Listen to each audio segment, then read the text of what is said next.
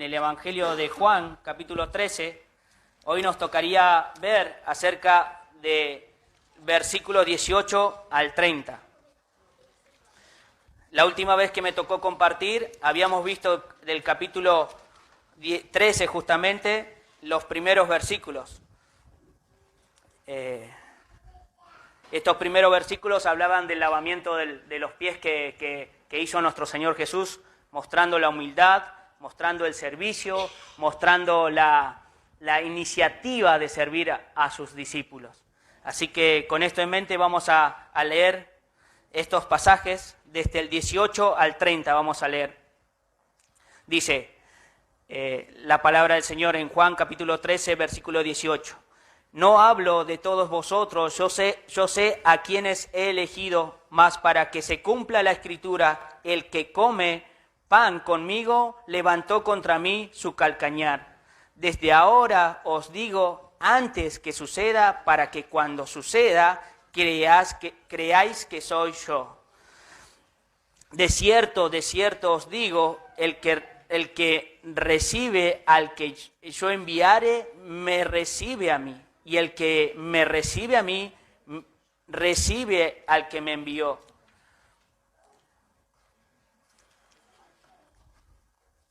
Habiendo dicho Jesús esto, se conmovió en espíritu y declaró y dijo: de cierto os digo, que uno de vosotros me entregará.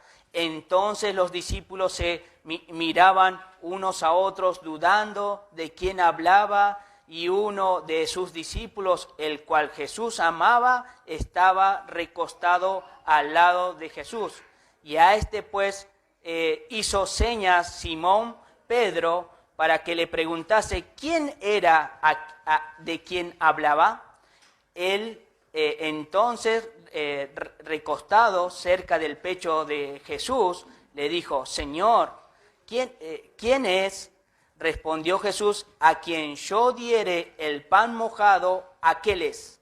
Y mojando el pan lo dio a Judas Iscariote, hijo de Simón. Y después del bocado, Satanás entró en él. Entonces Jesús le dijo: lo que vas a hacer, hazlo más pronto.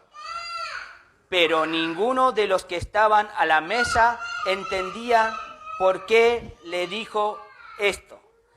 Porque algunos pensaban, puesto que Judas tenía la bolsa, que Jesús le decía: compra lo que necesitamos para la fiesta, o que diese algo a los pobres. Cuando él pues hubo tomado el bocado, luego salió y era ya de noche. Bueno, es un poco largo, pero vamos a tratar de resumirlo y poder detallar lo que el Señor está enseñando ahí. Explicar el texto y aplicar el texto. Dice ahí la palabra del Señor, que está hablando acerca de lo que iba a acontecer en un futuro. Todavía no está revelando al traidor, no está revelando quién iba a ser. Entonces yo separé, ¿sí?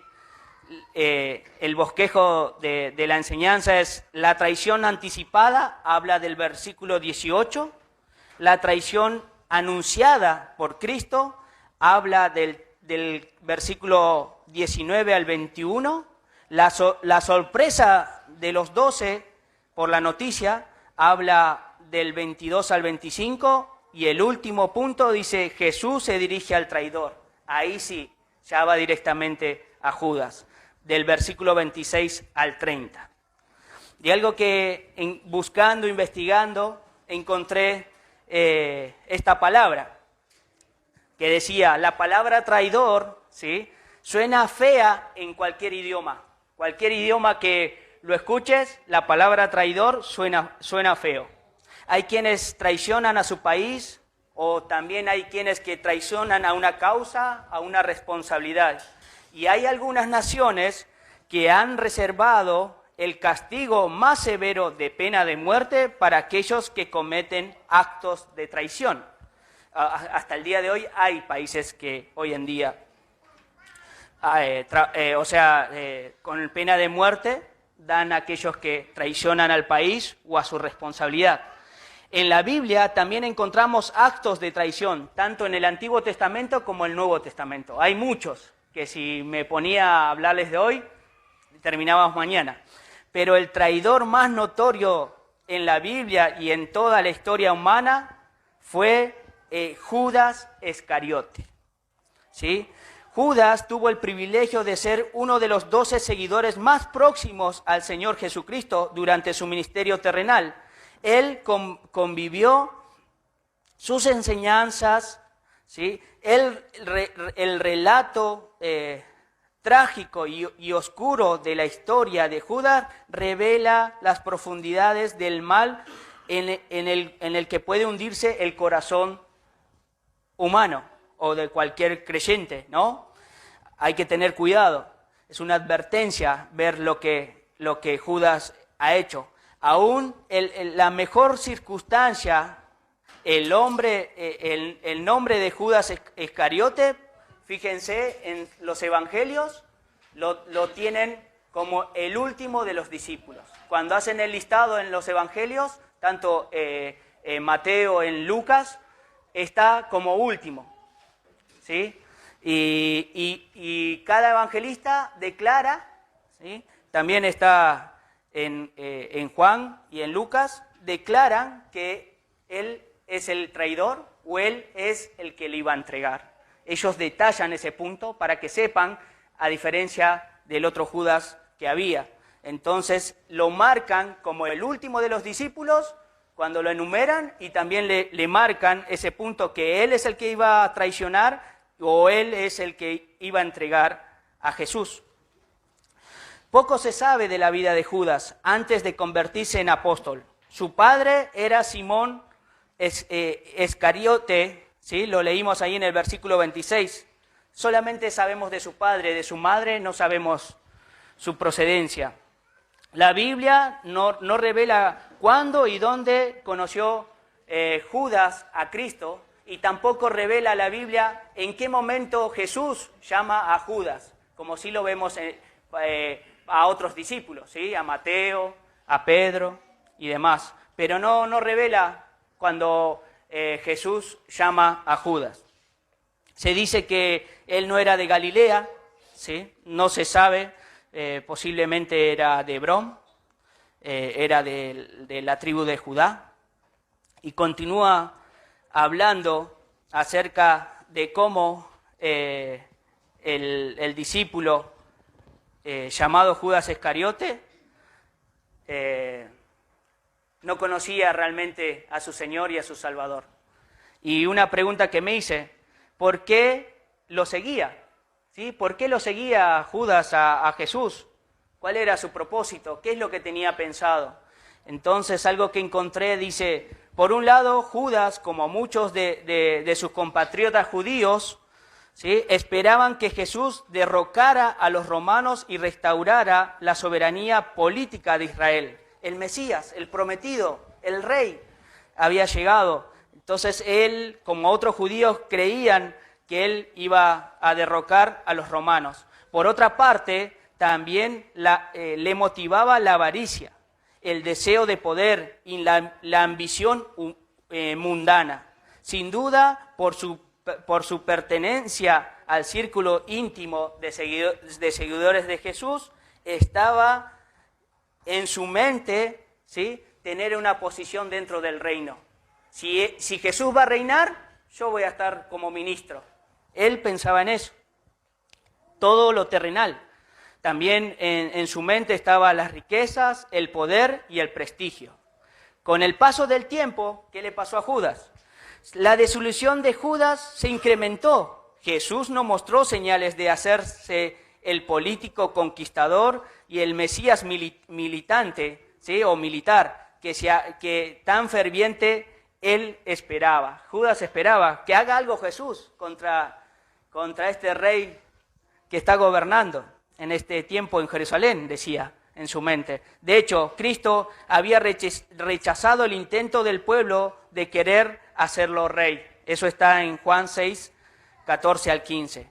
El Señor enfatizaba la dimensión espiritual del reino celestial. Mientras Judas, miren lo que enfatizaba, Judas enfatizaba la dimensión terrenal, política y económica. En su mente estaba eso. Jesús estaba en lo espiritual, estaba para proclamar el Evangelio, porque para esto he venido, ¿sí? Nos relata ahí el Evangelio de Marcos, pero en su mente de Judas estaba reinar con él, tener una posición económica y también tener una buena posición dentro del reinado de Jesús. Pero miren lo que pasa en Betania. Vamos a Juan, capítulo 12, por favor. Versículo 1. Esto es lo que pasa. Y esto es lo que llena el vaso al corazón de Judas. Dice, 6 días antes de la Pascua vino Jesús a Betania, donde estaba Lázaro, el que había estado muerto y quien había resucitado de los muertos, y le hicieron allí una cena. Marta servía, como siempre, Marta sirviendo, y Lázaro era uno de los que estaban sentados en la mesa con él. O sea, está Lázaro, está Jesús y hay otros más. Entonces María tomó una libra de perfume de nardo puro de mucho precio y ungió los pies de Jesús y los enjuagó con sus cabellos. Y la casa se llenó de olor del perfume. Versículo 4 dice, y dijo uno de sus discípulos, Judas Iscariote, hijo de Simón, nuevamente habla el del Padre, el que le había de entregar, ¿por qué no fue este perfume vendido por 300 denarios y dado a los pobres? Pero dijo esto no porque se cuidara de los pobres, sino porque era ladrón, y teniendo la bolsa sustraía de lo que se echaba en ella. Judas tenía el rol de tesorero dentro del grupo de los discípulos, él administraba. Entonces tenía de alguna manera el privilegio de saber lo que entraba y lo que salía. Y también vemos ahí un ejemplo de cómo él robaba, ¿sí?, de lo que se juntaba de las ofrendas o quizás ayuda para el ministerio que daba la gente al Señor. Ahí podemos ver cómo inclusive los discípulos no se dan cuenta de cómo Judas engañaba, ¿sí? Había hipocresía en él. De hecho, en otros relatos dice que inclusive los discípulos le dijeron, sí, ¿por qué no? ¿Por qué desecharon? ¿Por qué se desechó este perfume? Hasta ellos discutían. ¿Podríamos haberlo vendido? ¿Sí? Entonces, ahí podemos ver cómo es el corazón de Judas y cómo él se cubría dentro de lo que es los seguidores de Cristo, dentro de sus discípulos, ¿sí? Había una piedad hipócrita que tan convincente que el resto de los discípulos se unieron a su propuesta. Eso está en Mateo 26, versículo 8 y 9, para aquellos que quieren profundizar. Dice, el desagrado escondido de Judas llegó entonces a su colmo. Inmediatamente después de ese incidente, ¿saben lo que hizo Judas? Fue a buscar a los principales sacerdotes y le dijo, ¿qué me queréis dar? Y yo os entregaré. Y ellos le asignaron 30 piezas de plata. Desde entonces buscaban la oportunidad para entregarle. Mateo 26, versículos 15 y 16. O sea, ese acto de desperdicio, Judas lo había lamentado tanto, dice, desperdiciamos, ¿sí? Podíamos haberlo vendido, ¿sí? Él calculó inclusive la cantidad, y unos 300 denarios equivale al sueldo de una persona trabajando durante todo un año. Había mucho dinero y Judas estaba interesado. No, y Jesús lo para, no, esto es porque me está ungiendo, me está preparando para la cruz. Y Judas, lleno de odio, envidia, desprecio, no he podido recaudar nada, no hemos podido vender este perfume, va con el corazón duro, corazón malvado, va a buscar a los sumos sacerdotes para saber cuánto le iban a dar por entregar a Jesús. Ese es el corazón.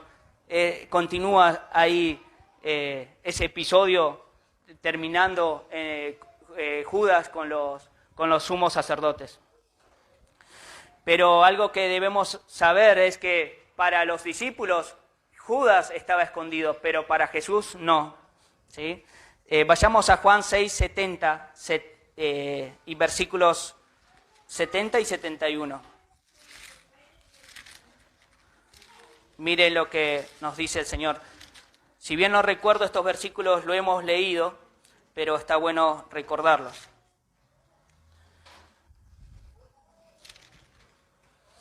Versículos 70 y 71 dice, Jesús le respondió, ¿no os escogido yo a vosotros los 12? Y uno de vosotros es diablo. Hablaba de Judas Iscariote, hijo de Simón, porque este era el que le iba a entregar y era uno de los 12.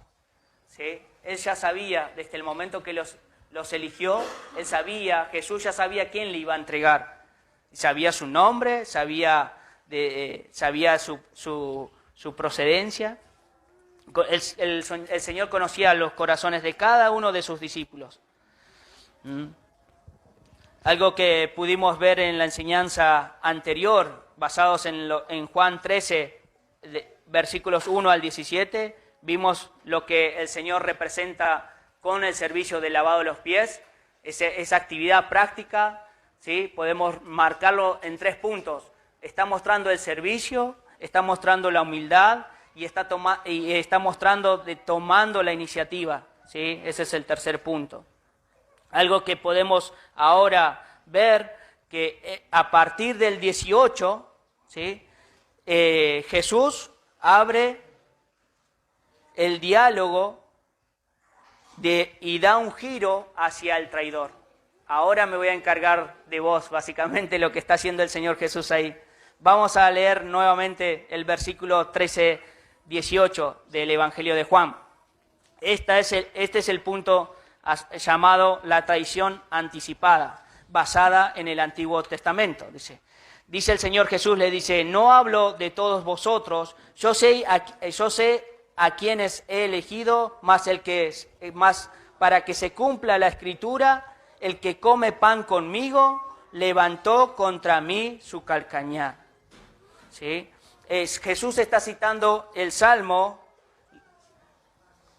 41:9.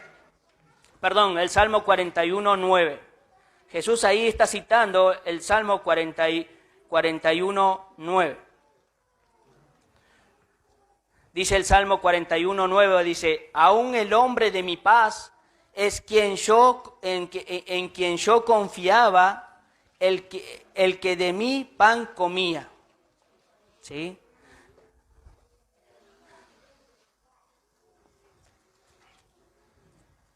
Alzó contra mí el carcañar. Esta palabra se puede resumir básicamente, es como un ejemplo para entender que alzó contra mí el carcañar. Quiere decir cuando un caballo, ¿sí?, sin aviso ataca a su dueño, pateándolo violentamente. Este salmo hace alusión a la traición que tuvo su consejero llamado Oitofel a David. Ese es el contexto. No vamos a poder leerlo ahora, pero les pido que lo lean. Está en 2 de Samuel, capítulo 18, desde el versículo 1 en adelante. Habla de cómo inclusive su hijo, su tercer hijo, ¿sí?, Absalón,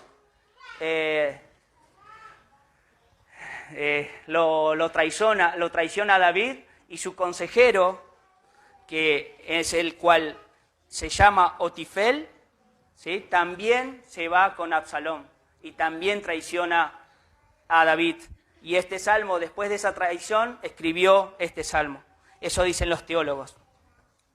Bueno, así que Jesús lo que está diciendo ahí, el que está conmigo, ¿sí?, o sea, mi discípulo, es el que me va a entregar, el que me va a herir. Versículo 19, vamos a leer al 21. Esta es la traición anunciada por Cristo. Desde ahora os digo, antes que suceda, dice, para que cuando suceda creáis que yo soy. de cierto os digo, el que recibe al que yo enviare, me recibe a mí, y el que me recibe a mí, recibe al que me envió. Y habiendo dicho Jesús esto, se conmovió en espíritu, y declaró y dijo, de cierto os digo, que uno de vosotros me va a entregar. Esa es la traición anunciada por Cristo. Dice el versículo 19, desde ahora os digo que antes que suceda, para que cuando suceda creáis que soy yo. Lo que está diciendo el Señor Jesús ahí dice, antes que Judas haga su traición, ¿sí? Antes que suceda esta traición, para que cuando suceda esa traición, creáis que soy yo. Les está anticipando que va a acontecer algo muy importante, la traición de uno de sus discípulos. Imagínense, estuvieron 3 años con el Señor Jesús aproximadamente, más de 3 años quizás, porque no se relata cuando Judas fue convertido en su discípulo, pero me va a traicionar. Entonces lo que Jesús está diciendo, antes que esto suceda de la traición, para que cuando suceda creáis que soy yo. Yo soy el enviado, yo soy el Mesías. Jesús quería asegurar que la traición de Judas no perturbara la fe de los 11 discípulos hacia él, ¿sí? Que su fe no falte, básicamente les está diciendo Jesús. Es decirle, antes que suceda la traición, Jesús lo que está haciendo es asegurando el futuro para que los discípulos del Señor Jesús no miraran atrás y también para que ellos, al suceder esto, ¿sí? Digan, Jesús fue una víctima. No, yo sé lo que va a acontecer, les está diciendo. Es como un padre diciéndole lo que va a acontecer, ¿sí? a un hijo, en este caso a sus hijos. Jesús estaba muy preocupado porque sabía lo que iba a pasar con sus discípulos. La escritura continúa, ¿no? Y sabemos lo que pasó con sus discípulos esa noche, cuando vinieron a arrestar a Jesús. Entonces Jesús les está diciendo, desde ahora os digo, antes que suceda la traición, podemos poner ahí entre paréntesis, para que cuando suceda la traición creáis que soy yo. Esa palabra yo soy está hablando, ¿sí? De la deidad de Cristo y está haciendo alusión a Éxodo, capítulo 13. Si quieren acompañarme, Éxodo 3, versículos 13 y 14, cuando Moisés se presenta en el monte Sinaí, en la presencia de Dios.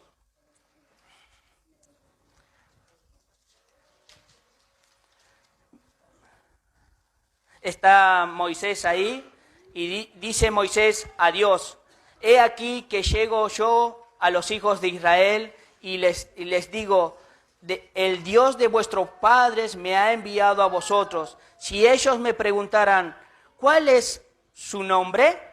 ¿Y qué les responderé? Y respondió Dios a Moisés, yo soy el que soy. Y dijo, así dirás a los hijos de Israel. O sea, cuando vayas a Egipto, dirás esto, yo soy, me ha enviado a vosotros. Está mostrando el Señor Jesús que realmente Él era Dios, era el yo soy del Antiguo Testamento. Volvamos al Nuevo Testamento y vayamos a Juan capítulo 8, que también el Señor Jesús habla acerca del yo soy. Hay varios versículos que hablan en ese capítulo, pero vamos a ir al 28. Juan capítulo 8, vamos a leer el 28.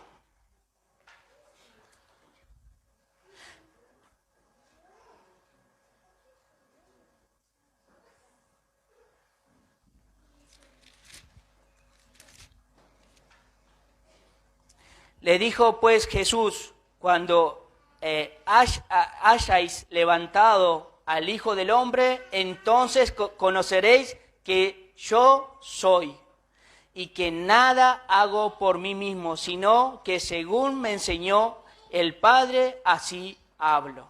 Ahí nuevamente está tomando esas palabras, yo soy, ¿sí? Eso es lo que está diciéndoles a sus discípulos, que cuando cuando pase esto de que me va a entregar, cuando pase la traición, crean que yo soy Dios, que yo soy el enviado de Dios. Eso es lo que les está diciendo ahí básicamente Jesús. No crean, no crean que el plan de la salvación se ha frustrado. Confíen en mí, les está diciendo, les está hablando, advirtiéndoles lo que iba a acontecer acerca de la traición. Versículo 20, vamos a leer ahora. De cierto os digo, el que recibe al que yo enviare, me recibe a mí, y el que me recibe a mí, recibe al que me envió. Parece que saldría otras palabras del Señor Jesús. El contexto parece, ¿dónde está? O sea, está hablando acerca de la traición y ahora dice, de cierto os digo, el que recibe al que yo enviare, me recibe a mí. Y el que me recibe a mí, recibe al que me envió. Básicamente Jesús lo que está señalando ahí, ¿sí?, a sus apóstoles, ¿sí?, que la traición iba a suceder. Pero no acabaría la misión que Jesús había dado a sus discípulos, los cuales las había instruido, las había mandado a predicar el Evangelio. Él iba a enviarlos como su representante al mundo, pese a lo que iba a acontecer de la traición de Judas. Jesús los iba a enviar como los venía haciendo. No es que a partir de esa traición iba a suceder algo, no. El plan iba a continuar. Eso es lo que se está diciendo. Ustedes sigan yendo, porque el que me recibe, ¿sí?, al que yo enviare, me recibe a mí. Eso es lo que le está diciendo. Entonces podemos decir en esos versículos que es imposible aceptar a Dios sin aceptar a Cristo. O rechazar a Dios y aceptar a Cristo.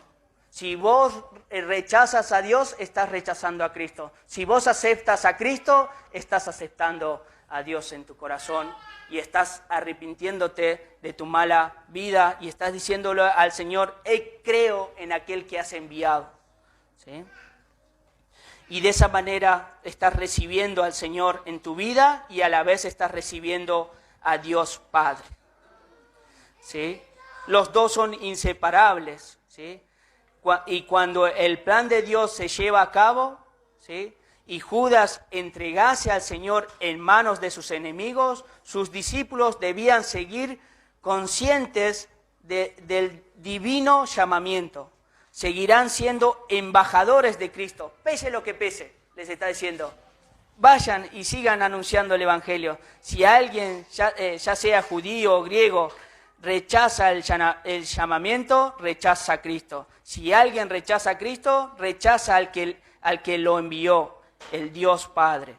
La afirmación se aplica a todos los tiempos y a todos los verdaderos embajadores de Cristo que verdaderamente lo representan y proclaman la verdad de su palabra. Es para estos tiempos también, hermanos, ¿sí?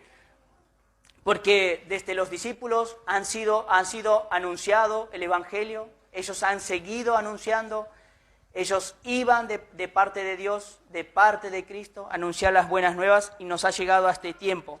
Por eso lo que está diciendo, lo que yo investigué, decía, bueno, es para todos los tiempos, no solamente para ese tiempo de la iglesia primitiva o la iglesia apostólica, sino que los verdaderos embajadores de Cristo, que verdaderamente lo representan, proclaman la verdad de su palabra, ¿sí? Porque aunque los apóstoles tenían autoridad única y no transferible, no existen los apóstoles hoy en día, todos los creyentes representan a Jesucristo en el mundo. Pablo nos los recordó y los recordó a los corintios y nos los recuerda a nosotros. Vamos a 2 de Corintios capítulo 5, 20, por favor.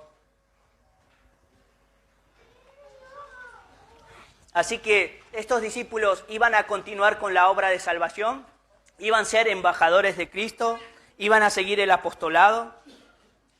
Y Pablo les dice, nos dice a nosotros y los dice a los hermanos de Corintio estas palabras. Así que somos embajadores en el nombre de Cristo, como si Dios rogase por medio de nosotros, os rogamos en el nombre de Cristo, reconciliaos con Dios.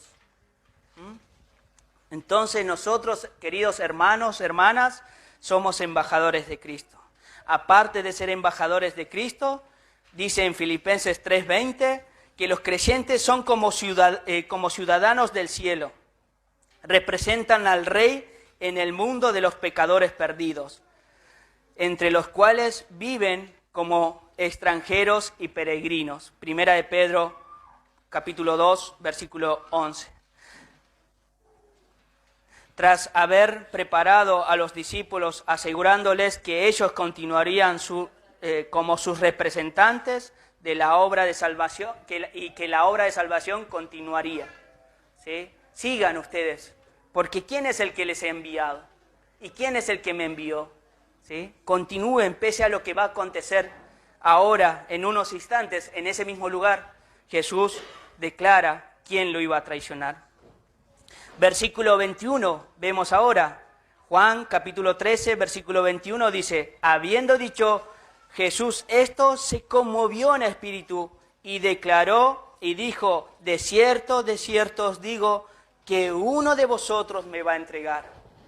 Todavía queda en suspenso, todavía no está nombrando quién le iba a entregar, pero uno de vosotros me va a entregar. Ahí el Señor de a poco les está revelando. Dice, la palabra conmovió, ahí en el original, está usando una profunda agitación espiritual o mental. Está totalmente el Señor ahí espiritualmente y mentalmente afligido, conmovido con lo que iba a acontecer. Por eso dice ahí que el Señor se conmovió en espíritu.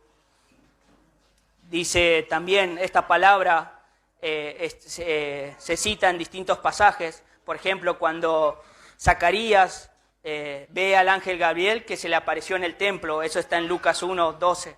También quedó atónito, ¿sí? Zacarías al ver, imagínense un ángel dentro del templo, ¿no? Yo saldría corriendo.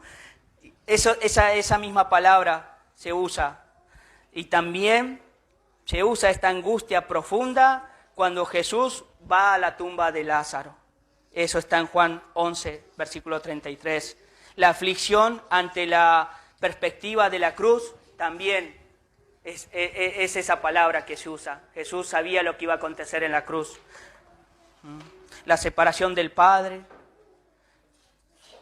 El Señor Jesús estaba afligido, estaba conmovido. Inclusive en el huerto de Getsemaní dice que su sudor era de sangre.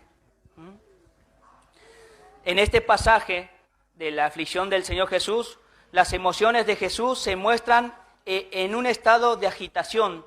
Todo su ser interior se conmocionaba al pensar que uno de sus seguidores más cercanos los traicionaría, entregándole a sus enemigos. Recuerden, Judas estuvo con él, vio todo su ministerio. Él hace unos instantes le lavó los pies, el Señor Jesús lo lavó mostrándole su amor, ¿sí? Así que estaba conmovido, va a suceder, ya es pronto, ya va a pasar lo que estaba anunciado. Y ahí el Señor Jesús declara públicamente, de cierto os digo, que uno de vosotros me va a entregar. Ya le está diciendo, uno de ustedes es el que me va a entregar. Vamos ahora a la sorpresa, ¿sí? El punto 3 que les decía del bosquejo dice, la sorpresa de los 12 acerca de la noticia, ¿sí? Se sorprendieron. Miren cómo estaban los discípulos. Vamos a leer capítulo 13 de Juan, versículos 22 al 25. Esta es la respuesta cuando Jesús les dice, de cierto, que uno de vosotros me va a entregar. El afligido, y la respuesta de los discípulos es esta. Entonces los discípulos se miraban uno a otro, dudando de quién hablaba, y uno de sus discípulos, el cual Jesús amaba, estaba recostado al lado de Jesús. Sabemos quién es, ¿no? No lo cita ahí el autor de este evangelio, Juan, no se nombra en sí mismo en todo el evangelio, pero sabemos que el discípulo amado es Juan, el mismo que escribió este evangelio. ¿Sí? Y miren lo que hace Pedro. Dice, continúa, y a este pues hizo señas Simón Pedro, no se animó a preguntarle al Señor, sino como lo tenía cerca a Juan, que estaba con Jesús, le hizo señas y dice, para que le preguntase quién era aquel de quien hablaba. Él entonces, recostado cerca del pecho de Jesús, le dijo, Señor, ¿quién es? ¿Sí? Acuérdense que en la otra enseñanza les dije que no había mesas como hoy en día utilizamos. Las mesitas eran muy bajas al piso y los discípulos tenían que sentarse para servirse de la mesa. ¿Sí? Básicamente están acostados, ¿sí? Apoyados con las manos atrás. Entonces por eso Juan está cerca del pecho de Jesús. Están sentados en el piso. No había sillas en ese tiempo. Mesas bajitas se ponía la comida. Los discípulos, un comentario que rescaté, los discípulos, con excepción de Judas, quedaron confundidos, ¿sí? Y sorprendidos por el anuncio de Jesús. Obviamente, al estar solos en un cuarto con Jesús, sabía que uno de los suyos, un discípulo en el cual había vivido y ministrado el Señor Jesús durante más de 3 años, uno de los elegidos para ser embajador, haría lo imposible y lo traicionaría. Pero ¿quién era? Se preguntaban ellos. Que nadie haya descubierto a Judas es un atributo a la hipocresía de Judas. Y esto me marcó, este comentario. No solo es un atributo, ¿sí? Como Judas estuvo encubierto, ¿no? Y miren lo que encontré. Esto me abrió la mente, dice, y también Jesús se lleva mérito. Jesús, y a Jesús también, ¿saben por qué? Por no haberlo tratado de modo distinto a los discípulos, sabiendo que Él lo iba a traicionar en el futuro. Él no lo trató diferente a Judas, porque tranquilamente los discípulos se hubiesen dado cuenta. Imagínense, desde el principio, Él ya sabía quién lo iba a traicionar, el Señor sabía, y el Señor los trató por igual, cosa que ninguno de ellos se dieran cuenta. Los 11 no se dieron cuenta. Y yo decía, Señor, ¿cuánto amor has tenido con este hombre? ¿No? Porque tranquilamente los discípulos podían haber dicho, sí, a Judas lo deja siempre a un lado, debe ser este. Pero no, cuando fue el lavamiento de los pies también Él participó. Y donde iba el Señor Jesús con sus discípulos, Él iba. Es tremendo. Cuando dije, es verdad esto. Jesús no hizo notorio a aquel que le iba a traicionar. No lo tenía a medias, no lo tenía separado, sino que lo tenía en medio de él. En lugar de acusar a Judas inmediatamente, el Señor les dice, de cierto os digo que uno de ustedes, ¿sí?, me va a entregar. Y vamos al Evangelio de Mateo, por favor. Miren lo que pasa. Ahí nos ayuda un poco más este relato. Mateo, capítulo 26.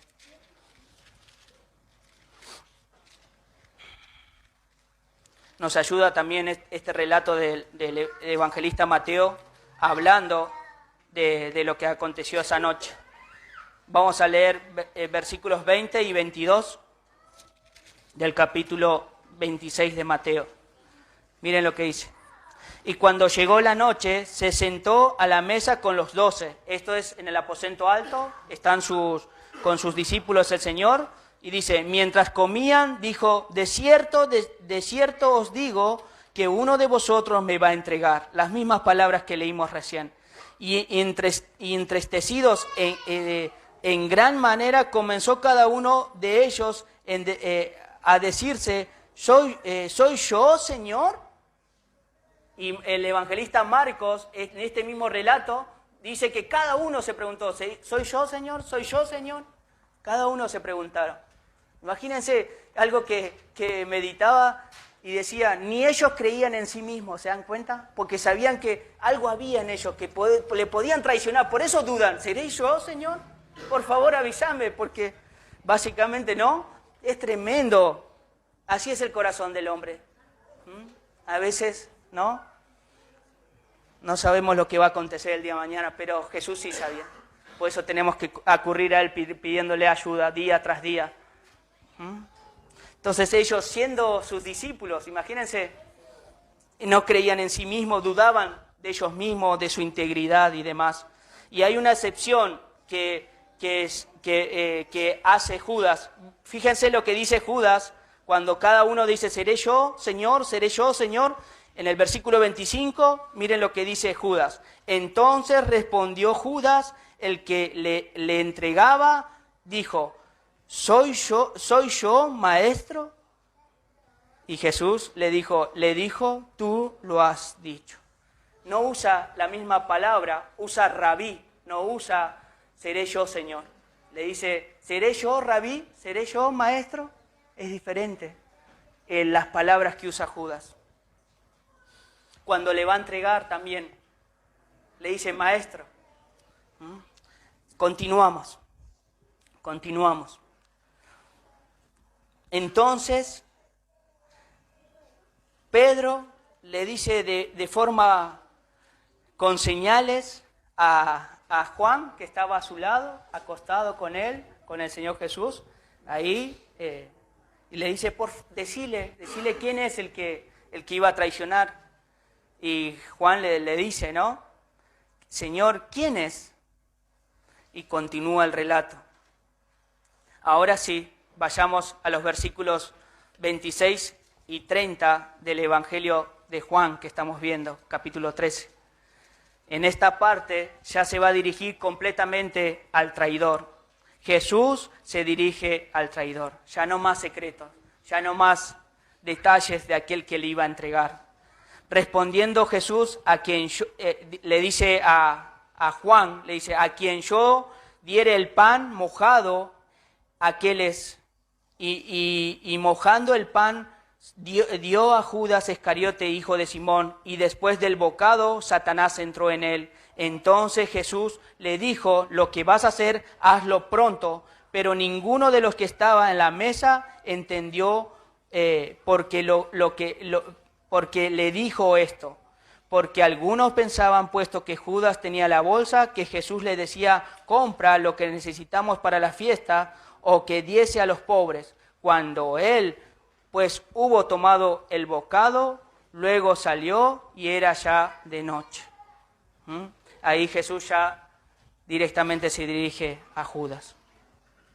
Los versículos 26 y 27 dice que respondió Jesús, a quien yo diera el pan mojado, aquel es. Y mojando el pan, le dio a Judas Iscariote, hijo de Simón, y después del bocado, Satanás entró en él. Entonces Jesús le dijo, lo que vas a hacer, hazlo pronto. Evidentemente, Jesús habló tan bajito que solo Juan lo oyó cuando respondió, aquel que yo diere el pan mojado, aquel es. ¿Por qué? Porque los discípulos después no entendieron, ¿sí? Se lo dijo bajito solamente a Juan, para que escuche Juan, a quien yo diere el pan mojado, aquel es. Básicamente la cultura en ese tiempo era lo que se usaba en esa cena, era el pan sin levadura y se mojaba en una mezcla de hierbas amargas, vinagre, agua, sal, pasas, higos. Se usaba esto para representar lo que están haciendo, ¿sí? Recordando la Pascua. Y al recibir el pan mojado, en esa cultura, ¿sí? En ese tiempo del Señor Jesús, demostraba una demostración de honor y amistad. Jesús tuvo un gesto con Judas porque no se lo dio a los otros, porque él sabía de esta manera, esta es la señal, ¿sí? Entonces, el Señor Jesús le está dando en una demostración de honor y amistad a Judas, demostrando su bondad hasta el final. El Señor le estaba dando una oportunidad a Judas para arrepentirse. Pero Judas, habiendo ido tan lejos a su apostasía, y aún después de haber mojado el pan y habérselo dado a Judas, el corazón malvado del traidor seguía igual de duro. Judas rechazó el gesto final de amor de Cristo hacia él, tal como había hecho todas las veces anteriores durante 3 años. ¿Sí? Él tenía la oportunidad de arrepentirse. Inclusive en ese momento el Señor le muestra parte de su amor y de su bondad, le estaba dando lugar, dándole el bocado, ni con eso Judas se arrepiente. En este momento, para Judas se acabó la salvación. Directamente vemos ahí las palabras que dice cuando Satanás entró en él. Fue dominado por Satanás. ¿Sí?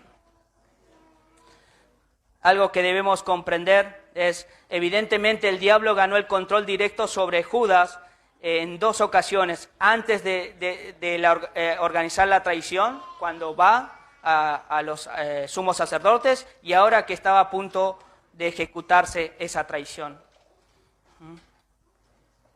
Así que lo que podemos aprender ahí de esa traición de Judas, que Judas es responsable, no es víctima de su acto, no es una víctima. Judas, con ese corazón deleitándose en el dinero, deleitándose en tener una posición en la cual no podía lograr, básicamente está diciendo, al final con Jesús no he hecho nada, no tengo posición, entonces me lo voy a entregar. Judas era responsable de tomar esa decisión de seguir a Cristo, arrepentirse y seguir a Cristo, o de entregarlo. Por eso el Señor le está diciendo, lo que vas a hacer, hazlo más pronto. Ya está, hacelo, porque ya has tomado la decisión.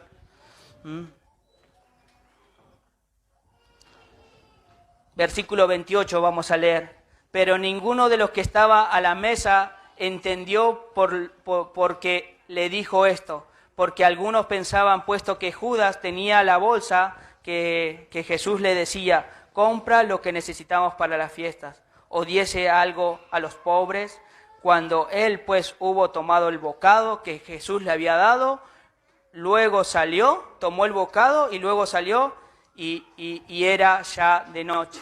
Se dan cuenta que hasta este momento, como Jesús le dijo solamente a Juan quién iba a ser, y esta es la señal, los otros discípulos no podían creer que Judas era el que le iba a entregar. Todavía no se notaba, era tan grande la hipocresía de Judas y tan encubierto, que los discípulos seguro que le pidió que vaya a hacer algo, pero no sabían que él era el que le iba a entregar. Había mucha hipocresía en la vida de Judas.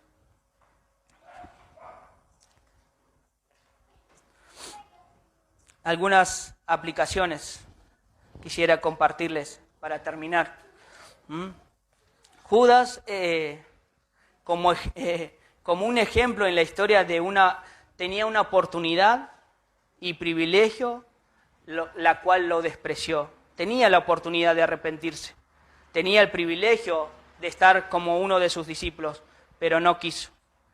Él, al oír las enseñanzas de Jesús día tras día, imagínense, al ver los milagros que el Señor hacía, realmente mostrando que Él era el Mesías, Él era el Hijo prometido, el Dios hecho carne, hecho en forma humana, no tuvo otra cosa Judas en su mente más que lo terrenal. Entonces, Judas también estuvo presente cuando el Señor Jesús habla acerca de la parábola del mayordomo infiel. Y me imaginaba también, Judas estuvo presente cuando el Señor, a través de una multitud, les dijo, vamos a leer Mateo 6, 24 al 34. Este es en el Sermón del Monte, están sus discípulos y hay mucha gente que lo seguía, y el Señor Jesús declara esto. Ninguno puede servir a 2 señores, porque aborrecerá al uno y amará al otro, o estimará al uno y menospreciará al otro. No podéis servir a Dios y a las riquezas. Judas estuvo presente en ese momento. Y como dice en 1 de Timoteo, porque la raíz de todos los males es el amor al dinero, el cual codiciando algunos se extraviaron de la fe y fueron traspasados de muchos dolores. Para Judas el dinero significaba más importante que la salvación. Algo que podemos aprender también es que con la vida de Judas, ¿sí?, nosotros en esta época, ¿sí?, que muchos profesan ser seguidores de Cristo, pero se vuelven contra Él. Hemos conocido gente así, ¿sí? La vida de Judas también es un recordatorio para examinarnos a nosotros mismos. Vamos a 2 de Corintios, capítulo 13 y 5. Dice, examinaos a vosotros mismos si estáis en la fe, probaos a vosotros mismos. ¿O no conocéis a vosotros mismos que Jesucristo está en vosotros, a menos que estéis reprobados? El Señor, Pablo, está diciendo que nos examinemos a nosotros mismos y debemos hacerlo, viendo la vida de Judas, no caer en la misma tentación, en las mismas trampas del diablo, en el mismo Dios a quien servía Judas, ¿sí? No puede servir a dos señores. Y así puedo seguir.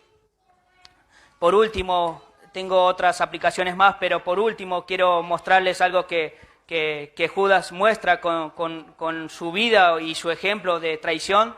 Muestra que no hay nada que los hombres pecadores puedan hacer para frustrar la voluntad soberana de Dios. No hay nada que el hombre, ya sea el traidor, más traidor de la tierra, pueda hacer para frustrar la voluntad soberana de Dios. A partir de la tragedia, aparte de la cruz vino, ¿sí?, quizás para sus discípulos o para la gente, creen, qué tragedia, murió Cristo, pero sin embargo esa muerte en la cruz triunfó la redención, la victoria contra Satanás. No fue solamente que murió en la cruz, sino mostró realmente que Él era hijo de Dios, que Él iba a morir por nuestros pecados, que Él con su muerte venció a Satanás y las obras de Él. Y una pregunta que me hice, y este es el título de la enseñanza, dice, ¿por qué estás siguiendo a Cristo? Una pregunta que debemos hacer cada uno. ¿Por qué estás siguiendo a Cristo? Esto me venía a mi mente cuando estaba desarrollando y estudiando un poco con respecto a estos pasajes. Debemos examinarnos. Si tu motivación es seguir a Cristo por tener una buena familia, un buen matrimonio, una buena hija, un buen hijo, aquellos que tienen familia, lo siento, no es la motivación por la cual vino Cristo a esta tierra. Si tu motivación, niños, es portarse bien y obedecer a sus papás, no es para lo que vino Cristo. Y no lo van a poder hacer si sus vidas no entregan a Cristo. Y lo mismo los jóvenes. Si su motivación es por estar en medio de jóvenes y jovencitas y jovencitos dentro de la iglesia y estar rodeados de cosas que quizás en tu mente son buenas, no es esa la motivación correcta de seguir a Cristo. Cuando realmente vas a entender el Evangelio, vas a poder decir por qué sigo a Cristo y por qué lo sirvo. Mi ánimo en esta mañana, hermanos, es que podamos examinar nuestros corazones y si estamos en falta, si algo está desviando nuestra mirada, correr a los brazos de Cristo. Hubo 2 discípulos que traicionaron a Jesús, se podría decir básicamente. Uno fue Judas y el otro fue Pedro. Lo negó 3 veces. Pero hubo una distinción entre ambos. Uno no se arrepintió, el cual fue Judas, y el otro se arrepintió, Cuando el Señor resucitó al tercer día, se acercó a Pedro y le dijo, Pedro, ¿me amas? ¿Me amas? Tú lo sabes, Señor. Así que, hermanos, el Señor está ahí. Y no solo fue Pedro el que lo negó. ¿Qué pasó con los demás discípulos esa noche? Huyeron, corrieron. Dijeron no conocer a Jesús. ¿Se dan cuenta? Es tiempo de que, hermano o hermana, que te arrepientas. Si tu motivación no es correcta, no estás glorificando a Dios y no estás glorificando a Cristo. Y algo que quería hablarles a aquellos que todavía no han conocido el amor de Dios a través de Cristo. ¿Qué estás esperando? ¿Vas a seguir siendo enemigo de Dios? ¿Vas a seguir traicionando con tus actos? Está bien que obedezcan niños a padres y a madres porque es un mandato de Dios. Pero ¿cuánto más si entregan sus vidas a Él? La vida va a cambiar. Ya no va a ser más por portarse bien, sino va a ser por obedecer a Cristo porque Él me amó y se entregó por mí. Así que niños, no esperen ser grandes para arrepentirse. Jóvenes, no esperen ser adultos o viejos para arrepentirse. Y los adultos, por favor, nazcan de nuevo en el Señor y a través de su Espíritu Santo. Y algo que quería compartirles en este viaje que hice con mi esposa a Santa Cruz de la Sierra, y con esto termino. Para aquellos que todavía en su corazón hay tesoros, las cosas materiales, las cosas terrenales, el dinero, mi casa, mi auto, pude experimentar la vida de una persona que desde que fui a visitarla y conocerlo, al tercer día murió. Ese era mi primo que fui y lo evangelicé, sin saber qué tenía, qué es lo que no tenía. Amigo, hermano, hermana, esta persona tenía, si vos dices, no, cuido mi casa es lo mejor, quiero el bien para mi casa, esta persona tenía casa, tenía terrenos, más de 3 canchas se podría decir, de terreno, tenía su casa enorme, con mi esposa pudimos visitar. Ahora, si tu motivación y tu corazón está desviada hacia lo material, tu auto, esta persona tenía 4 autos, 2 camiones y 2 autos familiares. Pero cuando lo vi a esta persona postrado en la cama, no tenía a Cristo. Tenía quizás todo, así como el hombre insensato que construyó ahí su granero, y el Señor le dijo, esta noche vienen a buscar tu alma. Hermanos, por favor, no desvíen su mirada de Cristo. Y aquellos que todavía no han mirado a Cristo y siguen acumulando tesoros en la tierra, corran a los brazos de Cristo.